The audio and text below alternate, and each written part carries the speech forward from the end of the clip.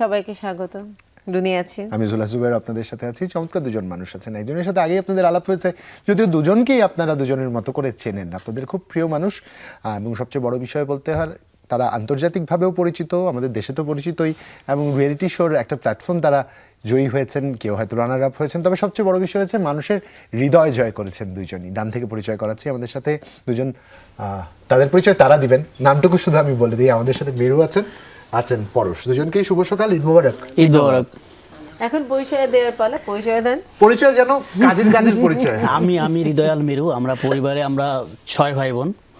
এটা আমার আব্বাজন তালি হতে পারে। হ্যাঁ, আর আমি সবচেয়ে ছোট, তো একটু দুষ্টুমি বেশি করা হয়। দুষ্টুমিটা আমার হচ্ছে যে সেই বলতে গেলে স্কুল লাইফ থেকে শুরু হয়েছে। এটা এক্সাম্পল দেই, আমরা প্রাইমারি স্কুলে যোগ বিয়োগ গুণ ভাগ করতাম, অঙ্ক করতাম, বাট আমি যোগটা বেশি করতাম। সেটা এখনো চলছে। এটা যেরকম তালি জুবাই একটু পরে বুঝেছে। আমার আমি ব্যাটসে ঢুকে গিয়েছিলাম।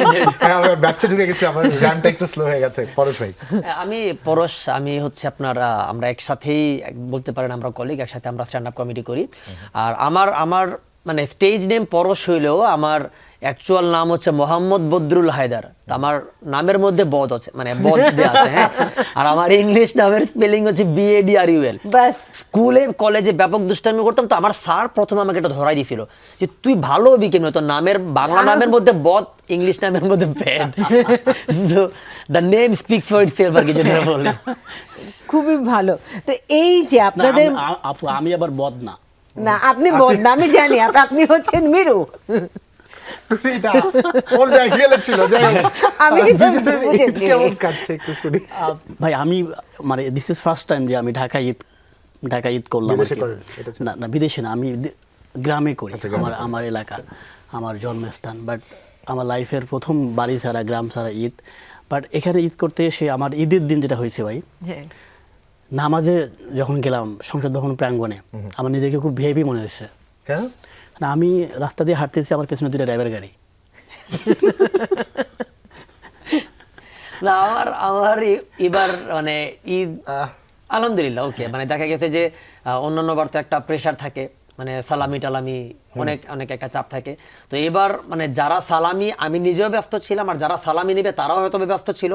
তো দেখা গেছে যে মানে মোটামুটি টুকটাক এভারেজ কেটে গেছে। নাকি খোঁজ নিচ্ছে যে অর্থনৈতিক অবস্থা ভালো যাচ্ছে না আন্তর্জাতিক কারণে? না, এখন ওই যে সালামির কথা বলে যে ভাই চাঁদাবাজি চলবে না। এটা তো সমঝোতার বিষয়। এটা কিন্তু সমঝোতা সালাম, এটা তো পুরোপুরি সমঝোতার উপর বেস করে চলছে। আমি আপনাকে সালাম দিব, কিন্তু 1000 টাকা কিন্তু দিয়ে না। আমাদের একটা বোঝাপড়া হয়ে গেল। ছোট ভাই মানে সে আবার খুব ভালো একটা কথা বলছে, মানে সে আবার মানে খুব দুষ্টামি করে আর কি। ও বলতেছে যে ভাই সালামি একটা আরবি শব্দ, যেটার আবেদনিক বাংলা হচ্ছে চাঁদাবাজি। তো ও বলছে ঠিক আছে ভাই, তাহলে এই জায়গাটা থেকে আপনি সালাম দেন, ঠিক আছে, সালাম পর্যন্তই থাকুক, সালাম নি যেন না যায়।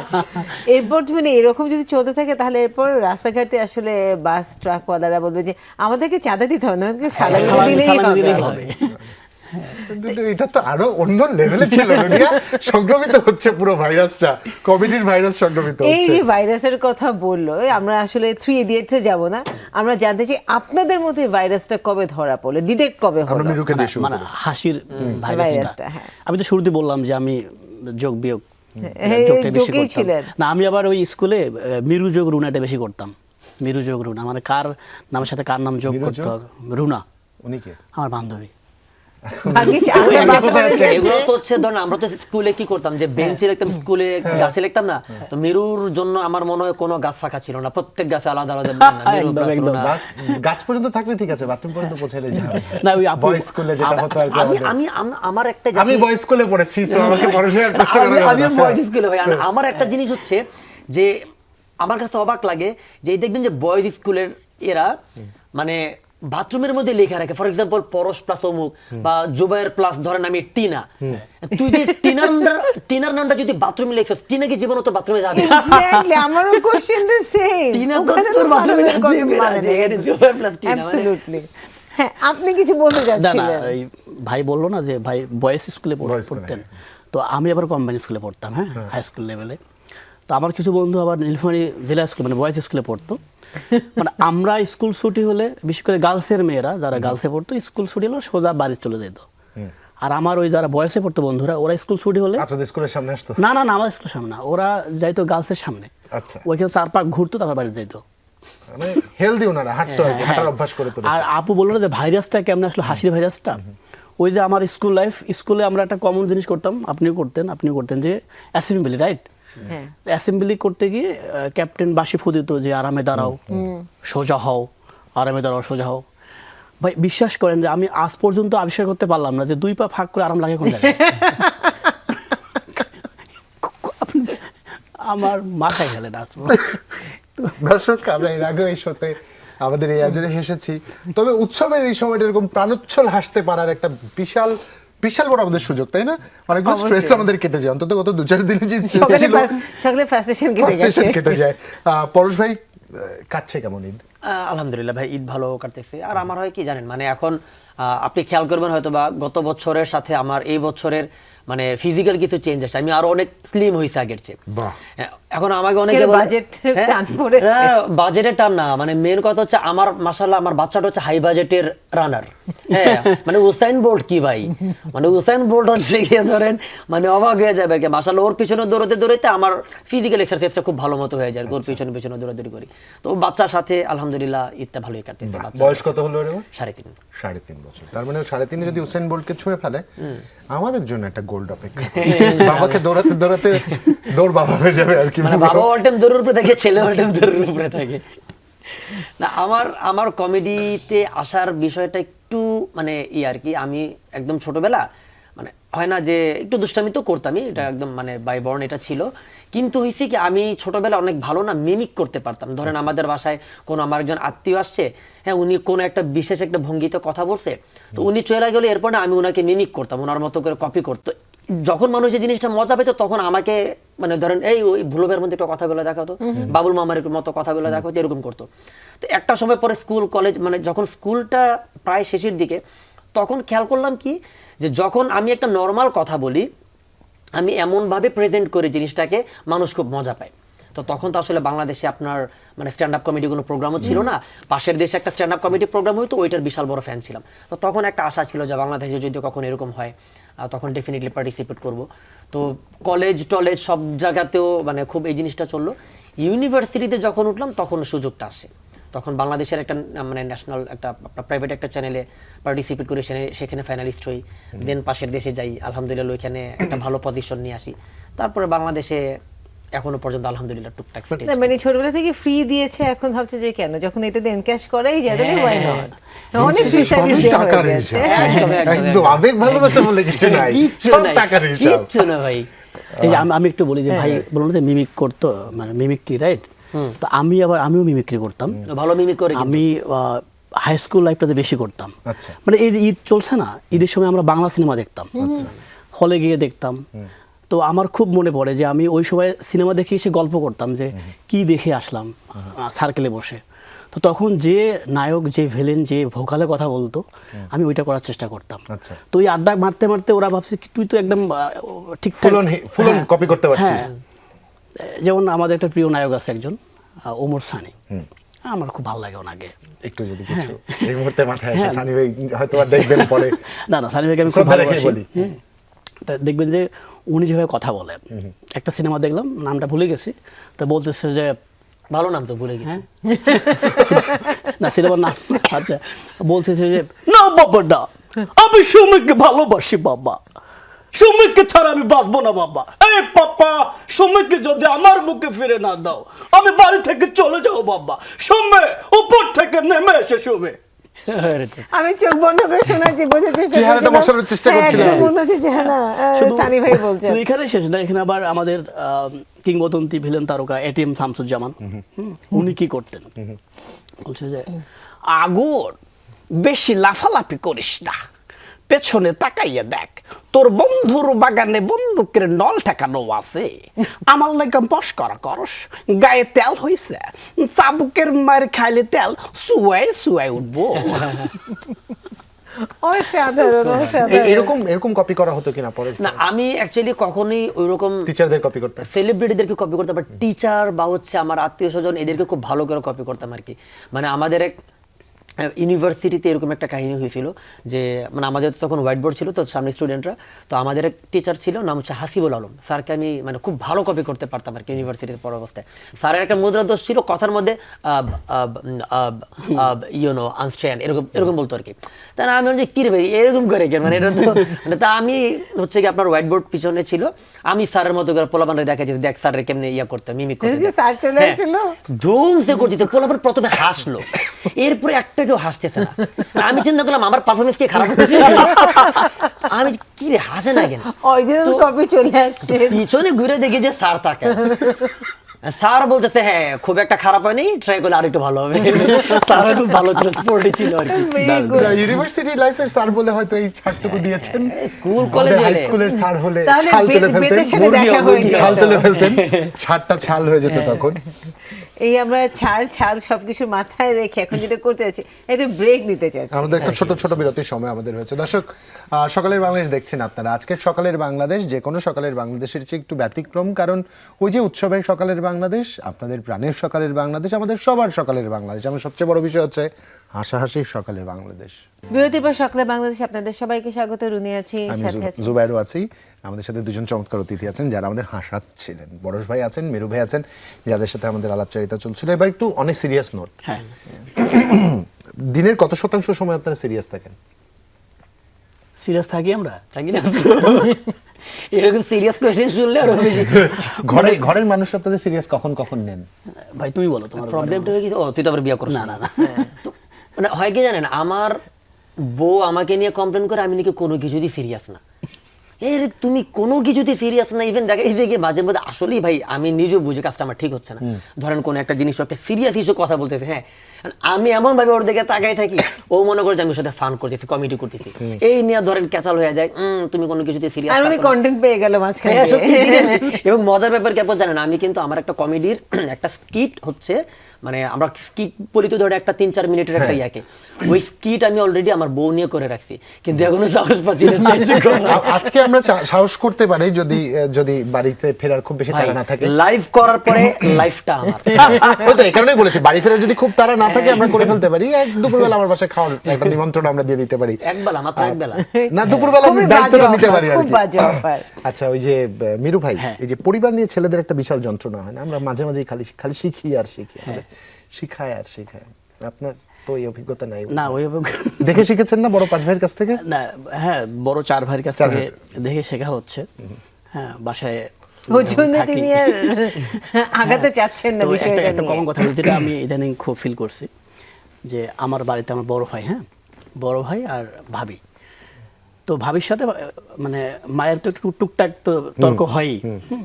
তো এক পর্যায়ে একদিন খুব তর্ক হচ্ছে, তো আমার পাড়ার মুরব্বী খুব বিরক্ত হয়ে গেছে যে তোর বাড়িতে প্রত্যেকটা দিন এভাবে শাশুড়ি আম্মা আর ভাবি ঝগড়া করে, এটা খুব বাজে লাগে। এখন তুই বল যে তোর কাছে তোর মাটা বড় না তোর বউটা বড়? তা আমার ভাই বলছে দুজনেই সমান, 5 ফিট 4 ইঞ্চি। এই কমেডি কি পুরো ফ্যামিলি তে সবাইকে জোকে পছন্দ, কেউ কি বিরক্তিও শেখেনি? এখন এই ভাই বললো যে কতটুকু সিরিয়াস আমরা, আসলে কেউ সিরিয়াস, আমরা যে সিরিয়াস হতে পারি এটা কেউ বিশ্বাস করতে পারে না। আমি একদিন হাঁটতে হাঁটতে আমি সত্যি মানে হোঁচট খেয়ে আমার এই বাম পাটা একটু মস্কাই গেছে, আমি ব্যথা পাচ্ছি, আমি মানে ব্যথা পেয়ে আমি চিল্লাচ্ছি, আমার যে সার্কেল বন্ধুরা কয় নাটক করিস না। যখন পাটা ফুলে গেছে তখন বুঝছে যাচ্ছে ও আসলে ব্যথা পাইছে। মানে একটা সিরিয়াস টপিকে একটা মানে মজার কথা বলি, আমাদের মানে সবার কলিগ বন্ধু, হ্যাঁ, বা যেটাই বলি আবু হেনারনি, আবু হেনারনির তো মাঝখানে আপনারা জানেন ও একটা খুব বাজে পারফরম্যান্সে যে গ্যাস বেলুন, গ্যাস বেলুন ইয়া করে ওর যখন বার্ন হয়ে গেল, তো মানে হি সাচ এ গাই, আমার মনে হয় যে মানে এই ছেলেটা মনে হয় আপনি এর যেখানে নিয়ে যান, ও যেই জায়গায় থাকুক ও কমেডি থামাবে না।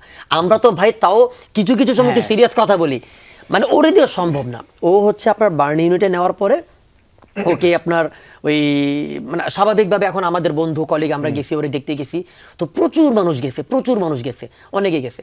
তো নার্স একটা সময় বিরক্ত হয়ে গেছে, বলতেছে যে এত মানুষ আসতেছে আপনার দেখতে, কি সমস্যা?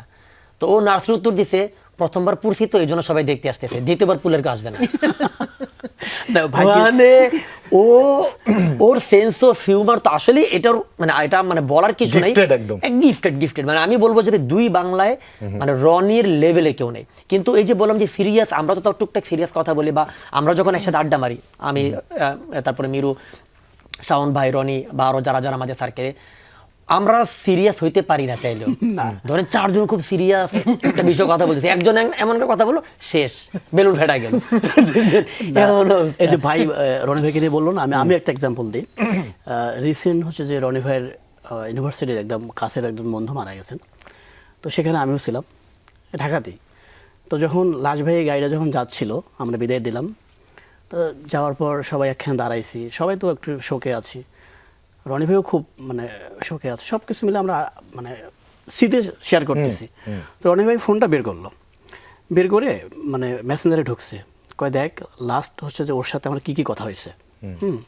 পড়তেছে, ওই কী রে, ওই কই রে, কী রে, ওই চলে গেলি, এই মানে জ্বলে গেল, আমাকে বলে গেল না।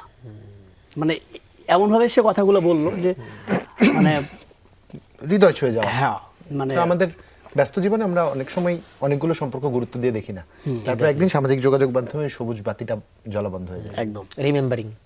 তারপর রিমেম্বারিং, হঠাৎ করে একদিন উঠে আমরা হঠাৎ করে চৈতন্যবোধ জাগ্রত হয়। সিরিয়াস হয়ে গেল। হ্যাঁ, যে হোক, এই আমরা সিরিয়াস হতে পারি না মিরু। সিরিয়াস। আমি একটু সিরিয়াস হওয়ার চেষ্টা করছিলাম। দর্শক, উৎসবের এই সময়টা স্মৃতিকাতর হওয়াটাই খুব স্বাভাবিক। যে মানুষগুলোর চেহারা দেখে আমরা অভ্যস্ত, জীবন থেকে হঠাৎ করে যখন কেউ হারিয়ে যায় খুব বেশি যাতনা বা তাড়নার তৈরি করে, কিন্তু এর মাঝেও হাসতে হয়, এর মাঝেই হেসে যেতে হয়, কারণ এর নামই জীবন। জীবনের এই অধ্যায়ে এসে যারা এখনো প্রিয় মানুষকে হয়তো ব্যস্ততার কারণে এখনো খোঁজ নিতে পারেনি, ছোটবেলার সেই বন্ধু থেকে একটা ছোট্ট টেক্সট করে ফেলুন। টেক্সট করার সময়টা আমরা দিয়ে আমরা একটা ছোট বিরতি নিয়ে নিই। ফিরছি এখনই, সাথেই থাকুন। এবার সকালে বাংলাদেশ, আপনাদের সবাইকে স্বাগত। রুনি আছি, আমি জুলহাস জুবাইর আছি। আরো একবার ঈদ মোবারক। শেষ বিরতি থেকে ফিরে এসেছি, আমাদের সাথে দুজন চমৎকার মানুষ আছেন, হাসাতে হাসাতে যারা চোখে মোটামুটি আমার পানি নিয়ে এসেছেন। পরশ ভাই আছেন, মিরু ভাই আছেন, যাদের সাথে আমাদের কথা হচ্ছিল। ফ্লোর আপনাদের, প্লিজ। বলো না, তুমি কি যেন বললা? ও আচ্ছা, হ্যাঁ, তো মানে ভাইয়ের সাথে মানে ব্রেকে যে কথাটা হচ্ছিল আর কি, যে একটা সুন্দর খুব কোটেশন আমার কাছে খুব মজা লাগে, যে বিবাহিত পুরুষদের 60% পুরুষ জানে না তার বউ কেন রাগ করে আছে। বাকি 40% কি জানে? না, বাকি 40% জানেই না তার বউ রাগ করে আছে। মানে এটা হচ্ছে সবচাইতে। আর ভাই আমার ভাষায় কি জানে? হ্যাঁ, যে ও আপনি কি বাবা। জানেন আপনি কোন না? পাশে আছেন, 40 না 60? আমি টু দ্য ইনফিনিটি ভাই।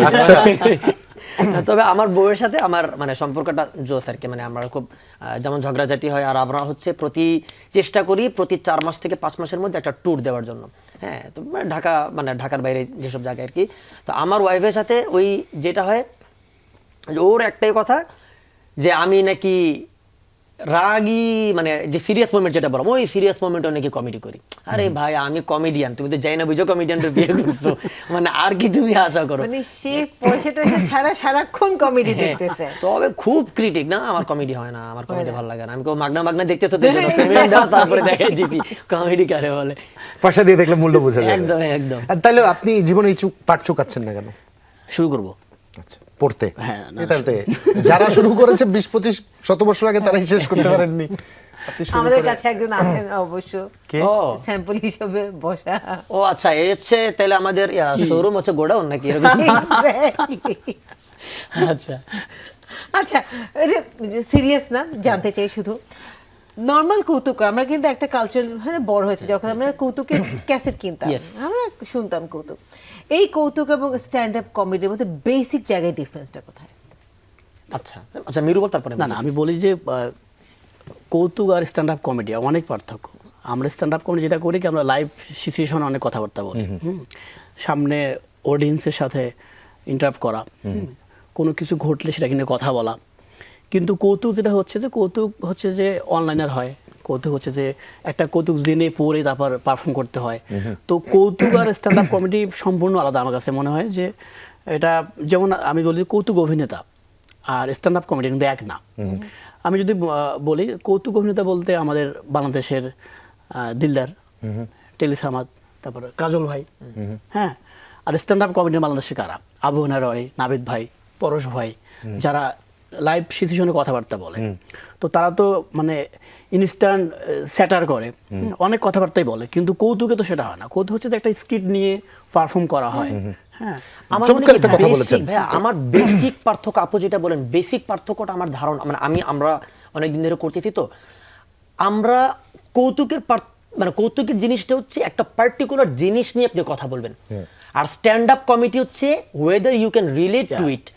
ফর এক্সাম্পল, আমি আপনাকে যেমন আমরা কথার মাঝখানে একটা জোক বললাম, ফর এক্সাম্পল একটা লোক মুখ দিয়ে হেঁটে যেতেছে, একটা গরু হেঁটে যেতেছে, মুখ তমুক খাবে যাবে। বাট স্ট্যান্ড আপ কমেডির ক্ষেত্রে আমি যেটা হলো, ধরেন স্ট্যান্ড আপ কমেডি কোনটা, যেমন রিসেন্টলি আপনারা জানেন কিনা যে আমাদের প্রাইম মিনিস্টার তারেক জিয়া, উনি শনিবার অফিস করে। হ্যাঁ, এটা নিয়ে এখন অনেকে বলতেছে যে শনিবারে কেন অফিস করো। তো এখন আমি এটাকে স্ট্যান্ড আপ কমেডিতে কেমনে ঘুরেছি, আমার বস এসে আমাকে বলতেছে বৃহস্পতিবার, এই তোমার কিন্তু শনিবার অফিসে আসতে হবে। আমি বললাম তারিখ যে জেনে। হ্যাঁ, আমি বললাম যে শনিবারে আমি অফিস আসতে পারবো না। কেন, তুমি কি তারিখ থেকে বেশি ভিআইপি হইছো? মানে এই যে ইউ ক্যান রিলেট, মানে কন্টেম্পোরারি জিনিস। স্ট্যান্ড আপ কমেডি হচ্ছে আপনি যদি কন্টেম্পোরারি জিনিস নিয়ে রিলেটেবল কিছু করেন, that is stand up comedy, আপনার অবজারভেশনটা।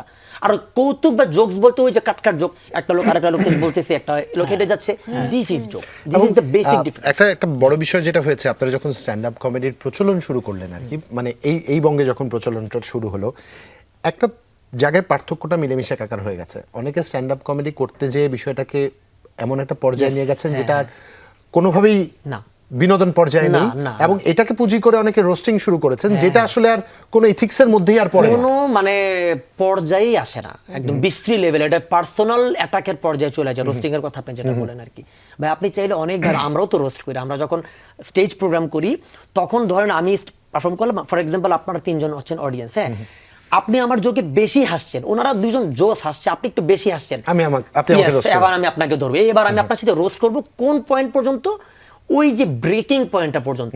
আপনাকে আমি ব্রেক করবো না, কিন্তু আপনাকে আমি এমন ভাবে পচাবো, আপনিও মজা পাবেন, আমিও আমরা মজা পাবো, সবাই। দর্শকও মজা পাবে। চমৎকার। এই লেভেলটা অনেকে বুঝে নেবে। আপনাদের দুজনকে অসংখ্য ধন্যবাদ। কাজানোটা অনেক বেশি সহজ, বাট হাসানোটা অনেক কঠিন। এই হাসির কাজ আপনারা করে যাচ্ছেন, করতে থাকুন। শুভকামনা রইল আপনাদের জন্য। আমাদের বিদায় নেওয়ার সময় হচ্ছে। দর্শক ভালো থাকবেন সবাই। আর রুনিয়া খুব চমৎকার করে একটা কথা বলে, হাসতে থাকুন। শুভ সকাল।